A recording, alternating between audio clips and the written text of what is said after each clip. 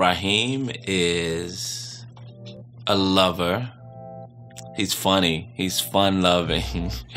He is silly, in need of connection. He really likes connection. He is a protector. He's blessed with perspective. So people who may not have perspective, he's here. He's of service too. That's why I use the term like he desires closeness, because in the closeness it feeds him. He's definitely an intimate soul. Yeah. I am from Winston-Salem, North Carolina. I was born in Winston-Salem, North Carolina, and lived the first couple of years of my life in Thomasville, North Carolina. I was born into a black, low-income, single family, not a lot of education, governmental assistance receiving, shame-based, musical, creative family. My mom got on drugs and she just wasn't taking care of us. And so I can remember saying a lot, you know, I want my mama, like being somewhere and being like, I want my mama. So like there was this like a desiring that I had for her in particular. It was my mom in particular. I grew up in the church. Both of my parents are pastors. The church played a huge part in me discovering my voice. The first time I knew I could sing was on the back of a church van. From like learning that like my voice could do certain things, I could do certain things with my voice, I could command it in a certain way. I immediately like latched on to church songs. I realized that I wanted to create music when I came back from Ghana.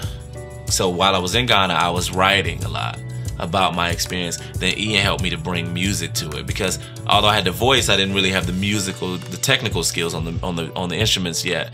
And so, you know, he was helping me, you know, bring music to it. And as we were creating these songs, which later became my first EP, The Growing, when we were creating these songs, Ian would ask me, he'd be like, who wrote this? Like, he thought it was like Nikki Giovanni or somebody, like, and I always knew I could write, but you know, that was the first time that somebody like was like, no, like people need to hear the words that you come up with and the way that you put things together. Like people need to hear this. The first time I sung out publicly, period, was after I came back from Ghana. So the whole first 20 years of my life, like I would sing in church, but I wouldn't like sing out.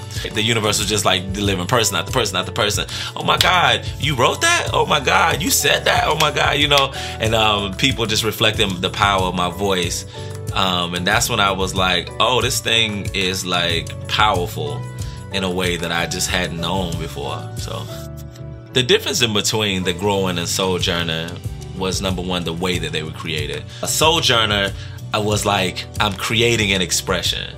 The Growing was just like, I had an experience, and from that experience came all of this music. I created maybe like 30 songs for Sojourner, and I only chose, you know, like 5. So it was like I chose the expressions that I wanted to have. Whereas with The Growing, it was just like grassroots. It was like, God was like, no, this is what you need to say. This is what you're gonna say. I did have a life-altering event. That life-altering event was that I gave myself permission to love. In particular, love a man. That part of my mind that was open to the possibility that I could actually be romantic and in relationship with a man. I opened up to that.